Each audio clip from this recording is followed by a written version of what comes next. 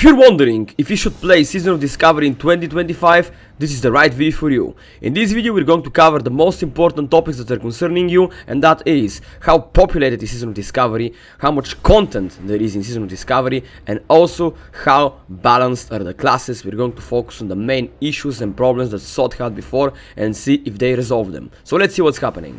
So let's start with the first topic, and that is how populated is Season of Discovery. As you can see, I'm playing in Living Flame in Europe, and I'm in Stormwind right now at 1 PM Eastern European time, which is basically probably the most unpopulated time of the day for any video game out there. And as you can see, Stormwind is filled with people. As you can see, I'm also going to open the looking for group bulletin board, and you can see people finding others for absolutely everything. Stockade, Zul'Farrak, Maraudon, Blackrock Depths.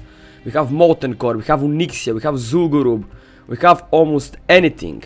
And like I'm saying, this is the most unpopulated time of the day, and the game is still thriving and full.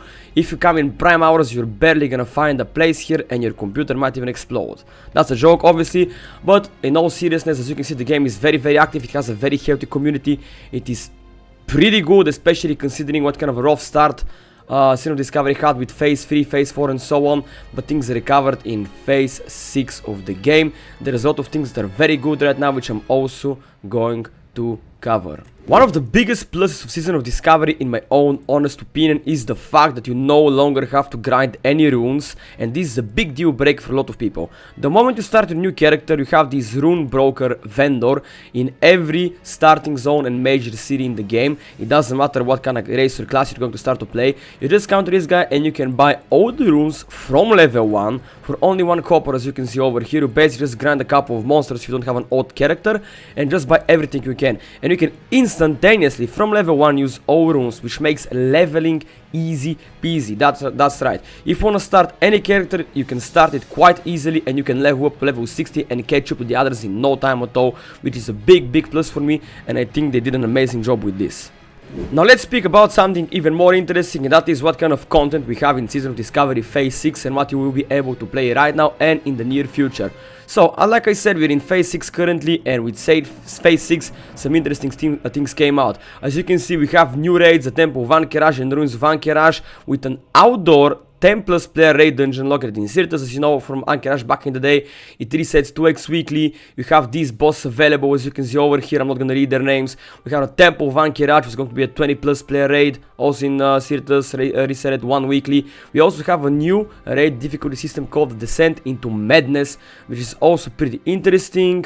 You can read more about it on the internet. We're going to cover exactly what kind of new system this is, because that's not the point of this video, but we definitely have a lot of content in Phase 6 to be done. There's a lot to read. You also have a brand new Nightmare Grove raid, which is the 4 Dragons of Nightmare World bosses have been combined into a single raid called the Nightmare Grove, featuring all 4 encounters. Yes, you heard that. You have 4 world bosses combined into one single raid, which is a thing in Season of Discovery, where they made world bosses instant, just like this one.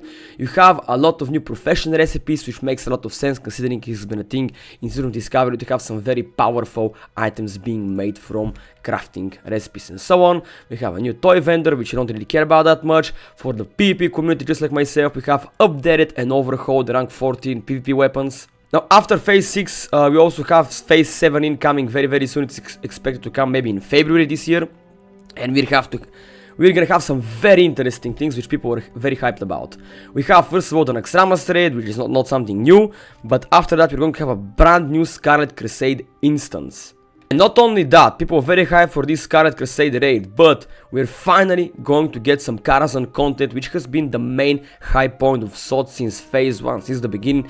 People have been speaking about it. We don't really have too much information about it, but it is expected to come out in this phase, so we're gonna see what that is going to be about. I am pretty hyped about it. I think a lot of people are gonna be hyped about it, and I think that the population is gonna be even more thriving when that comes out, and SOT is probably going to enter its peak phase even more than Phase 1. We're gonna see about it, but I think that only good things are happening. Last but not least, we have the PvP balance in the game. So what's happening with that? As you know, Season of Discovery had a big problem with balance in the previous phases, which also made me quit the game, and I just returned with my new characters, which I'm leveling up right now. So how are things in phase 6 and how are things going to be in phase 7? Well, things are definitely getting better and better, considering that most characters have way more health, way more gear nowadays, so people are not getting as one-shotted as easily by some classes such as the Druid or the Rogue and so on. Now, are things perfect? Probably not. Are things going to be perfect? We will see. But are things perfect in World of Warcraft in any expansion? Hell no. Thank you very much for watching this video.